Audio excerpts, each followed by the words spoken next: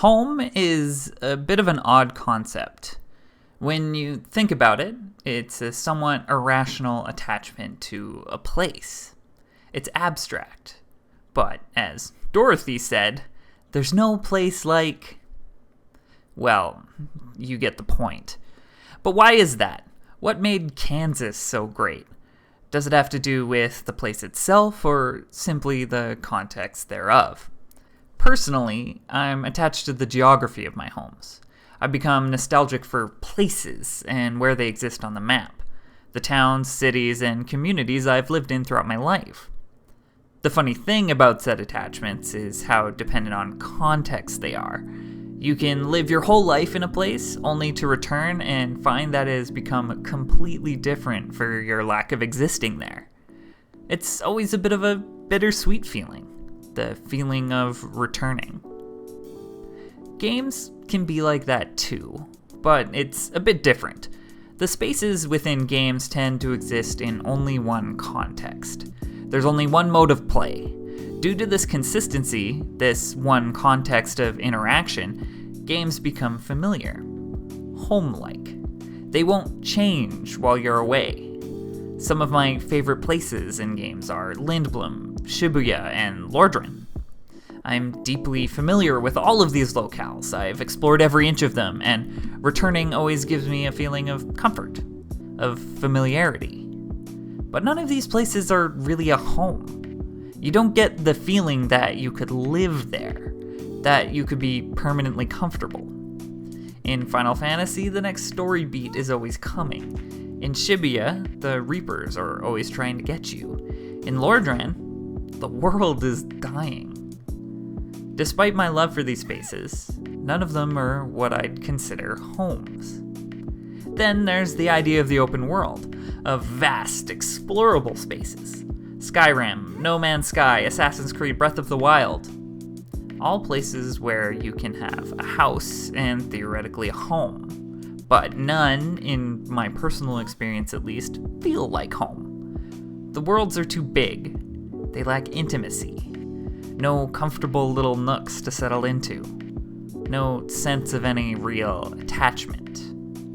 This kind of feeling is different for every person, but for me, it's hard to really feel at home in any game. Usually I'm simply a visitor passing through, never meant to stay. Imagine my surprise then to find Garrigmach Monastery in Fire Emblem Three Houses. There are a lot of things to love in Three Houses, like the deep and complex battle system that allows for an insane amount of customization and freedom for you and your units, or the captivating narrative with 4 different paths based on choices of faction. But I think where it really shines is in the social aspects, and how those aspects interact with the game world. Three Houses features, as the name suggests, 3 houses you can choose to join.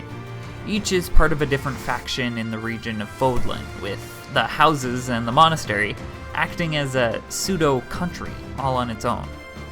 After choosing to join a house, you become that house's resident teacher or professor.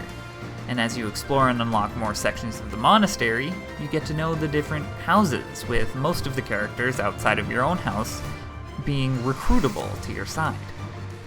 As a result of this system, you become very attached very quickly to all of the characters, not just the ones who happen to be part of your class. Each has their own story arc that you see unfold as you become closer to them. Not only that, but each character has links to many of the others, making their arcs go even further, and solidifying each character as more than a simple trope. This social aspect, which in some ways feels like it was lifted right from a Persona game, is what makes the main hub, Garrigmach, so interesting.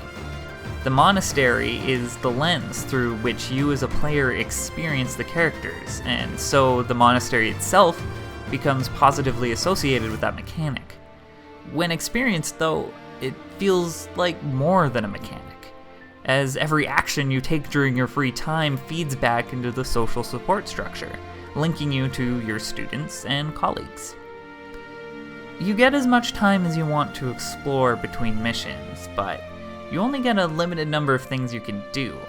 This means you end up falling into a bit of a routine. Hit up the garden, do some fishing, grab dinner with the students, do some training. Repeat. Each week you will do some variant of this, and it becomes almost therapeutic. You become incredibly familiar with the layout of the monastery and soon get attached to the campus. It's comfortable, and going about your routine is relaxing. For me, the game really revolved around my experiences in the central hub. Sure, there were battles, and they were interesting, but I only took part in them so that I could go back to my life at the monastery. I went to work so that I could go back home. Compounding this feeling is the setting. The battles take place in nondescript forests, temples, and cities. They have detail, but mostly look the same. They lack definition. They are simply battlefields, a necessity of life at war. They are not spaces that you want to spend a lot of time in. The environments really establish that the outside world is harsh and unwelcoming, whereas the monastery is comfortable. One of Three Houses' characters, Bernadetta, really exemplifies this attitude. She is a recluse, rarely leaving her room, instead preferring solitude and the comfort of her own company. Her interactions with others show that she is scared of opening up, of being hurt by others and inconveniencing others and all that kind of thing. But at the same time, the game also frames her interactions with others as them invading her space. Yes, she could stand to open up a bit more, but at the same time, she's happy simply existing in a comfortable place, and being forcibly dragged out of that isn't any better for her overall well-being. She does eventually become comfortable in the world, but at her core, she's a homebody who just wants some alone time. I relate to Bernadetta. I too enjoy being in my own space. Unfortunately, though, spaces can change while we're not looking. After the time skip, in which 5 years pass, Garrigmach changes. It survives a siege and once again becomes the base of the player character. But now it's derelict and destroyed in spots. What's more, the hallways that were once so full of life are now empty. The only characters left are nameless NPCs and the class you chose. Garrigmach is lonely. The game draws attention to its core themes in the change to Garrigmach. The place that you've spent the better part of 20 hours getting comfortable in is now empty, just another place of war. What was once teeming with life, hope, and passion is now reduced to a shadow of its past self. Seeing the change in Garrigmach affects me so much because of how much joy this place brought me. And yet, I still feel at home there. Garrigmach changes without the player character, but the player character is exactly the same as they were 5 years previous. They return, not knowing what happened, only knowing that this place was the only real home they ever had. Change is inevitable. Garrigmach is changed, but I still love it. Dorothy did say it best. At any rate, I think I'll have another go around. See how home changes this time. Maybe I'll find something new. Yet, still familiar.